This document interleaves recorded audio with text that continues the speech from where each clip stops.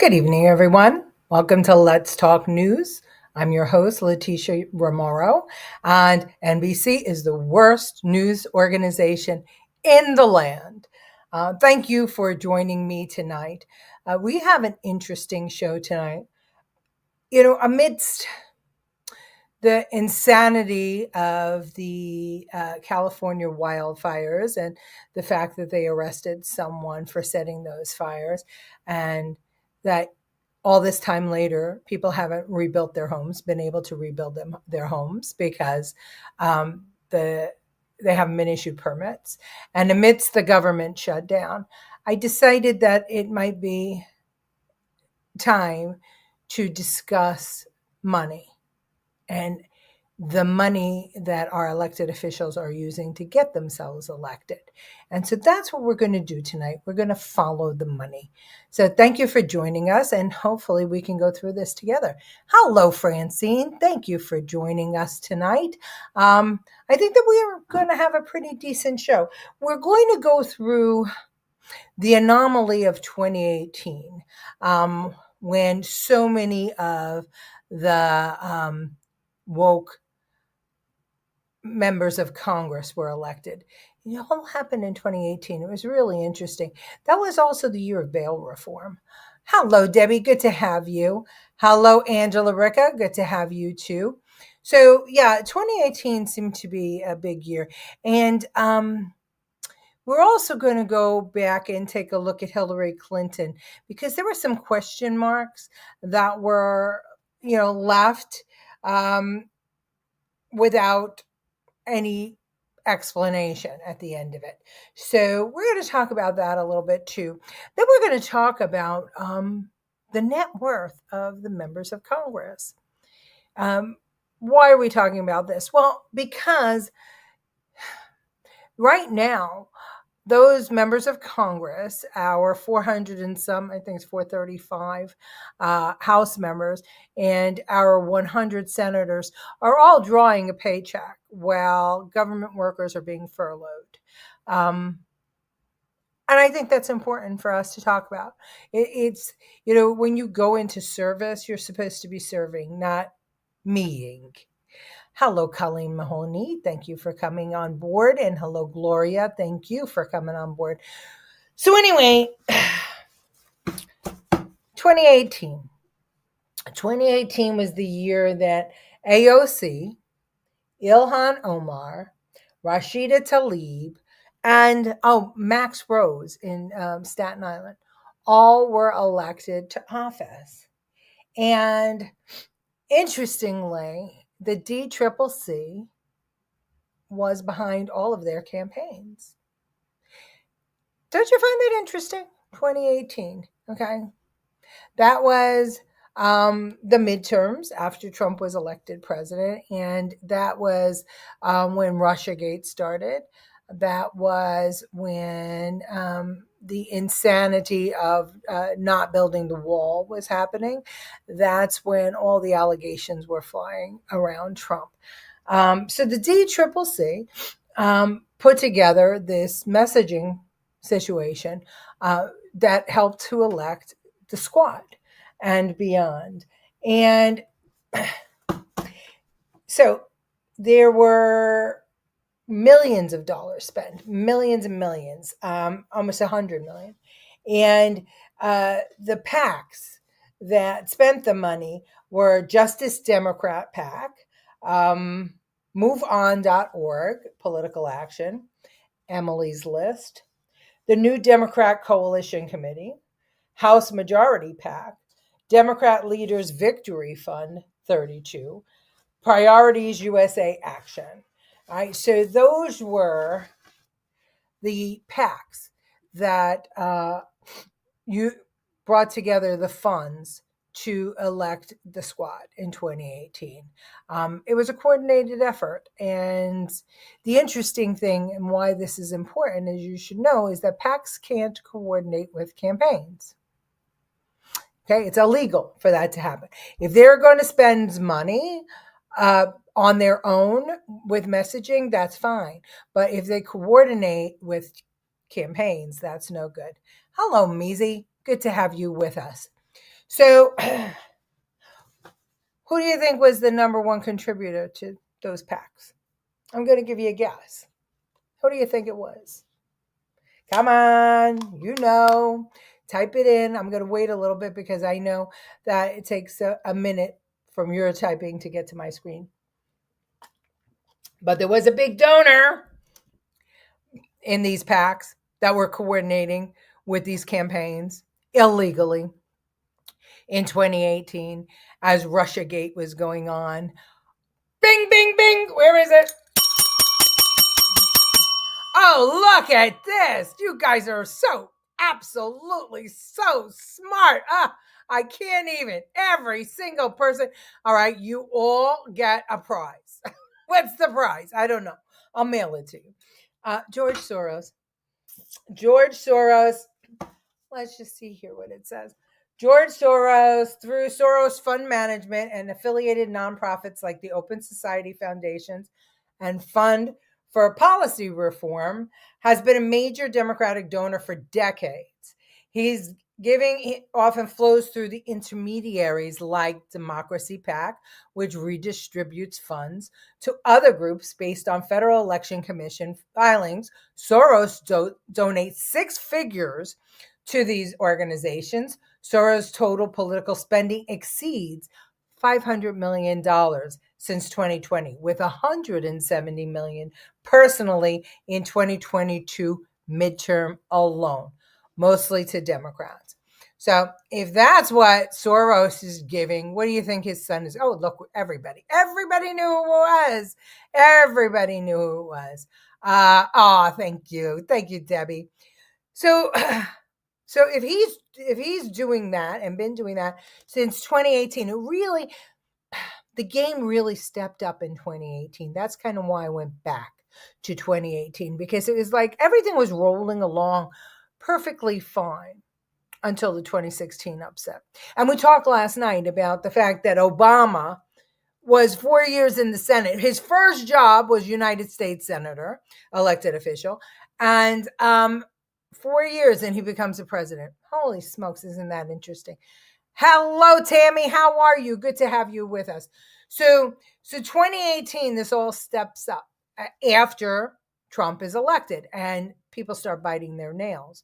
Why? What was it that Trump had that scared the shit out of everybody? What's in it for him to take down the United States? I can never understand what he gets out of it. Okay, good question. What he gets out of it is economics.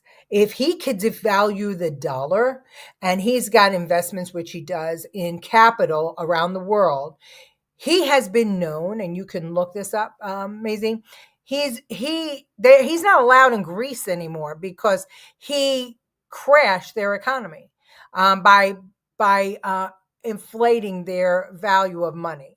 And so he hedges his bets.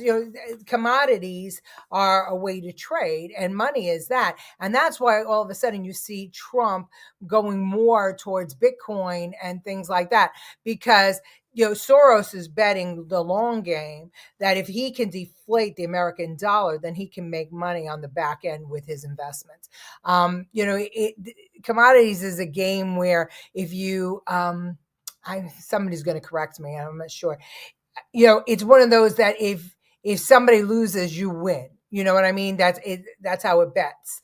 And I'm not exactly sure how that works, but commodities does that. Hello, Susan Durema. How are you? Hello, Kevin Young. Good to have you. Soros owns countries, global power. Yes. And important, right? Important. If the United States starts to compete, if the United States is not dependent on foreign entities for their goods and services, then you can't control the United States, because then we're totally autonomous, as we used to be, which is why we were a superpower, was because we don't need to go outside of our borders, not for oil, not for arms, not for food, not for, we invented half the shit that's being made around the world. So that's why the United States was always a superpower. And then we got away from it. Greed and power. Yeah, it's definitely greed and power. I mean, I always say, how much money is enough for him? I don't know. I think he enjoys using people as pawns in addition to financial gain. Well, something's off with him, right? When he instead of thanking God that he escaped persecution by the Nazis, he sold his fellow Jews to have persecution and pretend to be persecuted, and pretends he didn't do it.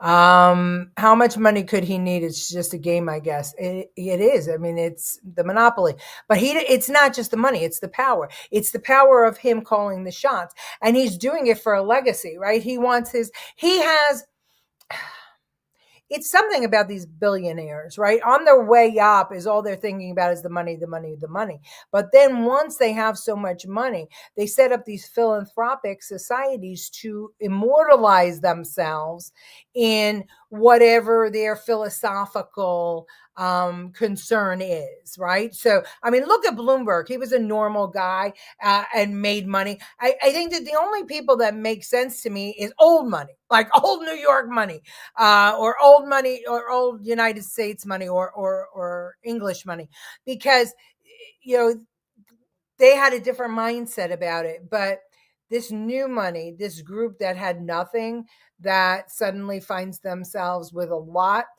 become philosophical after they have too much money to spend. And then they start believing that they know better than anybody else because they made it. Not only did they make it, but they made it so big. And I think that that's a problem. Well, Nixon, then Clinton ruined our superpower status by opening up global economies, and China specifically. Yes, Nixon thought he was doing the right thing, opening up commerce with China. And I remember at the time, China was a third world country for sure. He thought he was being magnanimous, and that was an emerging market. But if you had money in China back then, holy shit, you're a trillionaire these days. Global dictatorship. Yep.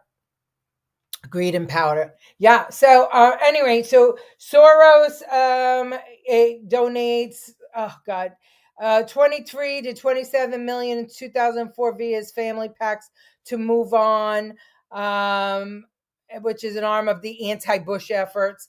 Recent OSF grants to Move On Civic Action affiliate, $2.35 million. $1 million direct to Emily's List in 2020. $1 million via Democracy PAC in the early cycles. And let's see, $5 million direct via Democracy PAC to House Majority PAC in 2022. $4 million in quarter one of 24, 500,000 in 2014. Key super PAC for House Democrats, House Majority PAC. And then you got, let me see, $5 million in 2020. This is to Priority USA Action. $7 million total in 2016. $1 million in 2012. We're going backwards here. And then major pro-Biden Dem nominee super PAC.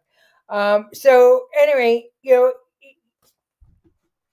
he donates to these organizations, but he's not the only one that donates to these organizations. Who else donates to these organizations are foreign entities. And the Dems will tell you, oh, no, it's illegal for foreign powers to donate to American elections. But the truth is that there are loopholes. If you give to not-for-profits, those not-for-profits can then wash the money and donate it to a PAC, to an individual candidate. So we have a real problem, and that has been going on. So they are scrambling because Trump has all the receipts. They're scrambling because Trump has the populist vote and can bring America back to manufacturing, back to drilling oil, back to all the things that made us a superpower. And so their investments in other countries, like I have stock in my 401k, right? And I have a lot of stock in emerging countries, in India, and some in China still. That market is Bangladesh, some others. So they invest in companies where they're paying people like a penny, a day to work. And they're saying that it helps that country's economy and it spreads democracy. Does it? does it, because what I'm seeing, and I got out of the emerging markets because, and that was probably about 10 years ago that I got out of it, because I noticed that there's basically slavery there. Dubai, like, right? You see all these commercials, come to Dubai, do all this Dubai stuff. There's slavery in Dubai. So democracy is not being spread. So what they don't want is, they don't want Trump to have this America First agenda where we're going to start opening up manufacturing companies, that we're going to start becoming self-sufficient again. Because if we do that, and like these tariffs, that's why they're crazy about the tariffs. Because if we start manufacturing, we're going to throw their investments off kilter. Because now America is not going to have to look outside. And Trump is trying to straddle that. He's trying to be smart about it. He's trying to make sure that nations put America first, and he's not putting them out of business. He's saying, if you're going to put tariffs on our goods, then we're going to put tariffs on your goods, and that's how we're going to do. So if you've got to put a level playing field, or come here and create your factory so that we can have American workers. But he's putting America first, and that's not what they want. Hello, Mike Petrides. COVID solidified the fact that we need to be independent 100%. Hi, Mickey. It's good to see you. All right, so let's see. What did I want to show you? All right. Okay, let's take a look at the Clinton Foundation. Remember when she was Secretary of State and there was a whole brouhaha about her accepting foreign donations, and people are saying it never happened, but watch. Here, always controversial in this race, the Clinton Foundation. Listen to Governor Pence tonight. The Clinton Foundation accepted foreign contributions from foreign governments and foreign donors while she was Secretary of State. Now you heard the claim there. Governor Pence charging the Clinton Foundation accepted these donations from foreign countries at the time that Hillary Clinton was serving as Secretary of State, from 2009 to 2013. This one's actually pretty easy to check out. You go to the website of the Clinton Foundation, and it notes that the Clinton Foundation has accepted millions of dollars from 7 foreign governments, this while Clinton was Secretary of State. But to be clear, they've been very open about this. In fact, the foundation put restrictions on the funding, one being that they would have to report them to the State Department's Ethics Department, which they did. There's some reporting that they didn't on one donation from Algeria, but in general, they follow those rules. Regardless, though, the verdict here pretty straightforward, because remember, Governor Pence's claim was simply, did the foundation get these donations while she was Secretary of State? On that charge, we rate it true. So I want to you to understand why. Did you hear that they were kind of defending her a little bit? Well, first of all, I'm going to put up, here are the countries that donated to her Clinton Foundation while she was Secretary of State and before. So estimates vary, but foreign linked donations totaled at least 34 to 68 million from 2009 to 2013 alone, with cumulative foreign government gifts exceeding 100 million historically via multi-year grants for HIV/AIDS program and climate initiatives. Now, they made an ethics agreement before Clinton's Senate confirmation in 2009. The foundation signed a memorandum of understanding, an MOU, with the Obama administration. It allowed ongoing donations from prior foreign government donors, but prohibited new ones without State Department ethics review, and barred material increases without notification. So get that. So she was being, this is the rest of the list, by the way. So she's being confirmed. And what they did was they created an MOU. And Obama said, okay, if you were getting donations from these foreign entities, the Clinton Foundation can still take them, even though you're the Secretary of State. And there's a huge freaking conflict of interest there. But you can't take from any new countries. Okay, Hill? Okay, just no new countries. Well, guess what? Even with that MOU, and as ridiculous as it sounds in place, she took donations from those countries, 500,000 from Algeria in 2010 for Haiti relief, not previously disclosed, and $1 million gift from Qatar in 2011, deemed not a material increase. The foundation acknowledged these are errors and continued operations. Okay, and then she ran for president in 2016, and again, it all came up. And again, they play. I'm sorry, I'm having a bad hair day. And again, they pledged not to take, the same freaking thing. And again, they broke their MOU. So, come on. So we want to pretend there are no foreign investments in our election.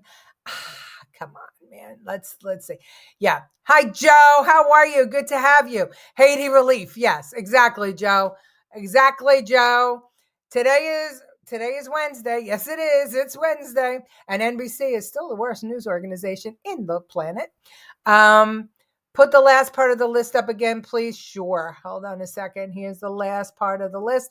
The United Kingdom, 1 to 5 million from 210 to 213. Switzerland, 1 to 5 million, 2010. Victor Pinchuk Foundation, Ukraine, private, tied to foreign government, 8.6 million, 2009 to 13, and $1.8 million pledged in 2008.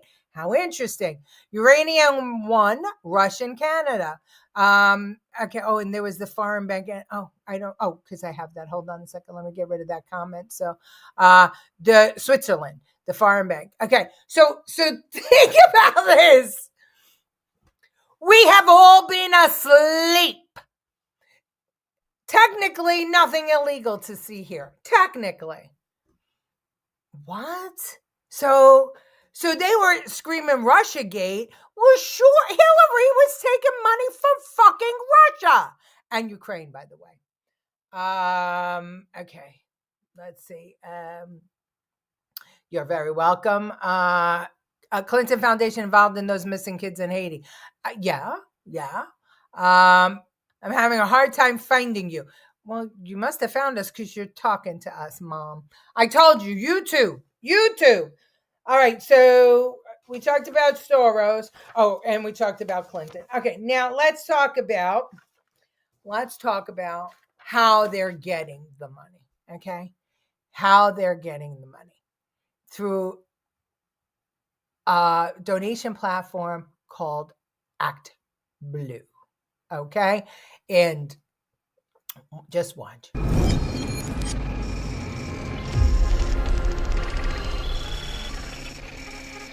The first victim was Janice Bosco in Horseshoe Bay, Texas. When our citizen journalist asked if Janice had indeed made over 648 donations totaling around $16,000, Janice laughed and promptly stated, "No, I don't believe that many donations." I'm looking for Miss Janice Bosco. It's me. Janice, there were 648 donations made in your name to a super PAC. It's a election committee called Act Blue. Right. The donations were a total of $16,000. Does that sound about right? No. I'm not rich. I don't give that kind of, Sure. any kind of money. A common thread amongst the victims was that they were surprised their names and information were being used by Act Blue. But Janice did not seem to care. I don't want to dispute Act Blue. I don't want to be help the Republicans in any way, shape, or form. Okay. Well, the Republicans have done enough dishonest shit, so if we've gotten by with that much money, I say hell yes. 12,000 in donations. Does that sound right? Laundering money, maybe? Exactly. The Texas AG's office has issued a civil investigative demand after the O'Keefe Media Group investigation and put out a press release saying that Act Blue has cooperated with their ongoing investigation, changing their requirements to now include CVV codes on the credit card. Okay, so that's how they're getting it. Hillary gave Russia uranium too. Yes, indeed. And that was O'Keefe Media, by the way. And he was, oh God, I forget the name of the group. He was that group that used to go undercover, and then they kicked him out because somebody bought them off. But at any rate, so now we have regular reporters. But I also have a news report about it. And the president before, when he was running, actually talked about Act Blue. But take a look. So senior citizens, elderly donors listed for 1,000 plus donations a year, totaling around 13,652. In Connecticut, straw donors, 18 residents, mostly retired, tied to 2 million in donations. 5 denied via affidavit. Frequency spike in 2022 and 2024 cycles. Let's see, foreign prepaid card fraud. 237 foreign IP donations via prepaid cards in 30 days. 2024, ladies and gentlemen, part of 22 fraud campaigns. And then let's see. Oh, our favorite girl, campaign specific ties. Rep. Jasmine Crockett, Texas, faced FEC complaint April 2025 for accepting straw donations similar to probes for Rep. Henry Collier in Texas. And that was the Coolidge Reagan Foundation complaint, and it was Gateway Pundit in 2025. So these allegations point to potential election interference, with about 16 billion processed since 2004. Ongoing probes could lead to reforms like Senate Secure Handling of Internet Electronic Donations Act, which has been proposed this year. So next, if you're arguing with a Democrat who says that foreign entities can't donate, bullshit. And you have to really, now with AI, like if you Google and it delivers what you want, but you could say dig deeper, and that's what you have to do, because it's going to give you a bullshit answer. So you have to ask the question a different way. And it's very interesting with AI. It gives you what's trending in the internet. All right. So let me just explain. So if you ask AI, can you tell me how many fraudulent donations were made, or how much money foreign entities donated to American campaigns since 2016?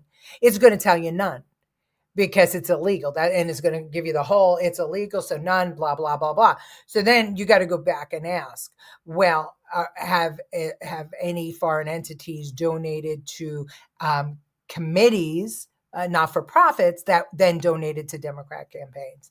And then you get your answer. Yes, Veritas. Thank you. Project Veritas. Thank you all. You're all so smart. Same question I always have. If we know lots of others do, why is nothing ever done? Because that's the way government works, ladies and gentlemen. This is Washington, D.C., and they can't get rich unless shit like this happens, right? Nobody wants to upset the apple cart. Actually, there's only one guy that wants to upset the apple cart. His name is Donald Trump. And you have a few others in there. Believe it or not, Mike Johnson doesn't take PAC money.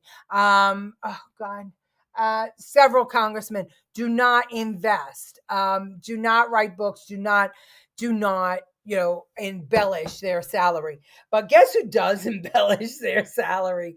Bernie Sanders. Bernie Sanders is worth $3 million. And they say that the reason he's not because he invests in stock like the rest of them, but because of Lucky Land deals. That's why he's got so much money. But overall, and I should have put this up, I guess. Let me see. It was easier when I was politically dumb. Yeah, because once you know, you can't unknow, and then you get crazy. So the average net worth of a member of Congress, this is House and Senate, is 1.2 million. Median net worth is 1 million. That's where it breaks in half. Okay. The Senate members, average net worth 2.5 million. Median net worth 1.7 million. House 800,000. The median is 500,000. But here's the kicker. Democrats, 1.3 million is their average net worth. Republicans, 1.1 million is their average net worth. So they're richer than we are. Isn't that interesting? Now remember, their salary is $174,000 a year. So it's crazy that they are worth so much money. And the ones that have been there for 10 and 15 and 20 years, their net worth is higher. Nancy Pelosi is almost $500 million. That's her net worth. And they all come in as paupers. So, okay, we got some problems with that. Okay, so I wanted to lastly, let me just say, wanted to talk quickly about Harris's campaign. Let's put that up. Okay, Harris, her campaign was $2 billion. Not, I don't know if you could see my pointer or not. Not 1 billion, 2 billion, 1.994250157. And oh, guess what? Guess what? Lots of foreign entities donated to the Harris campaign. They claimed, right, on the first ask that it was all individual donations. But when you add Act Blue and the Clinton Foundation and others like George Soros who donate to multiple not-for-profits that then donate to campaigns or PACs, there's where you get your money, ladies and gentlemen. She did not raise $2 billion. Foreign governments were trying to elect her as president. And for good reason. Nobody wants America to be great again, except for Donald Trump and the American patriots. So I hope you enjoyed following the money with me. There's a lot more we could talk about, but I think you got the gist of it. Did everybody learn something? I sure did. And I thank you. Once again, we're over, but I thank you for joining me. And we have one more day together tomorrow, and then a little break, and then we start again on Sunday. So if you have any questions, anything you want me to dig deeper in, please comment and share the show.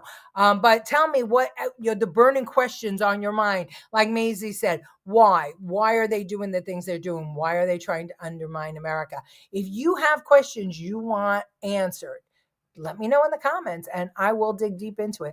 Politics is a blood sport and Trump is not a career criminal. Oh, wait, career politician, right? Same thing, isn't it true? Off topic, but check out Katie Portier interview. She's a Dem running for California governor. What a nut job. Oh yeah, she didn't like having follow-up questions. She thought it was just going to be, okay, ask softball questions and then you'll get elected. Yes, see you tomorrow, everybody. Thank you for tuning in today. Again, if you want something answered, you want me to dive deep, I will use my contacts and I will dive deep for you and we'll figure out what is going on in America and how to help Donald Trump get it back on track. So let's talk news. Thank you, ladies and gentlemen. See you tomorrow at 8 o'clock.